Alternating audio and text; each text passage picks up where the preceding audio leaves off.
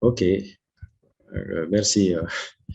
Cette question elle est vraiment très intéressante aussi, qui doit être l'objet même que nous accordons à cette interview aujourd'hui, c'est-à-dire la prise en charge et repose souvent sur la prévention. Il faut que nous mettions accent sur la prévention. Vraiment, nous avons des mesures préventives très simples.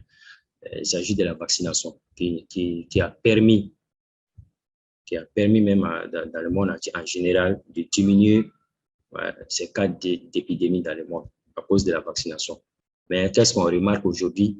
Vraiment, surtout chez nous au Mali, les gens ont tendance à abandonner la vaccination. Notre couverture vaccinale même, le taux de couverture vaccinale même, selon le dernier, je ne sais pas, statistique, les DESCAT, donc ça ne dépasse même pas de 60% à Bamako. Et en plus forte raison, tout le Mali, on parle de 40%. Donc, vous voyez, dans les pays développés, ils sont jusqu'à 95 à 98%. Jusqu'à présent, ils arrivent à avoir quelques cas sporadiques seulement de méningite, mais qu'il ne faut pas d'épidémie.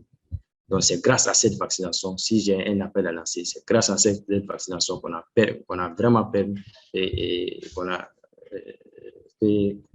cette vaccination a vraiment permis de réduire considérablement cette prévalence, cette incidence et surtout lié à la morbidité et la mortalité.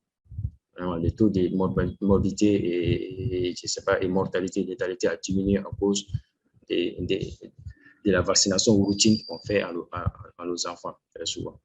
Ok, nous avons vraiment remarqué et l'écologie bactérienne même a changé.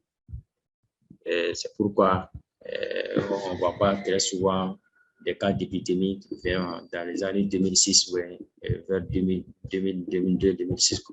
On assistait souvent à des centaines de cas dans tous nos hôpitaux et le taux de létalité vraiment était très, très élevé. Donc, avec l'effort du gouvernement qui ont vraiment accentué la vaccination par-ci, par-là, et ça a permis à diminuer considérablement ce taux. Et j'exhorte vraiment tous les Maliens, tous les maires, vraiment d'aller faire vacciner les enfants, de suivre la vaccination des enfants selon le programme élargi de vaccination, conformément selon le programme élargi. Donc, OK. Bon, à côté de cette vaccination, il y a une prévention, c'est-à-dire surtout chez les sujets contacts. Dès qu'on suspecte, on a diagnostiqué une méningite chez un enfant qui a été hospitalisé, normalement, tous ces entourages, les personnes qui s'occupent de cet enfant, son entourage, les personnes contacts, même les personnes socio-sanitaires, vraiment, ils doivent observer une certaine mesure préventive. Il y a un molécule antibiotique qu'on doit donner à toutes ces personnes de contact. Ils doivent prendre au moins 48 heures, certains peuvent aller jusqu'à 5 jours. C'est en fonction du germe, vraiment.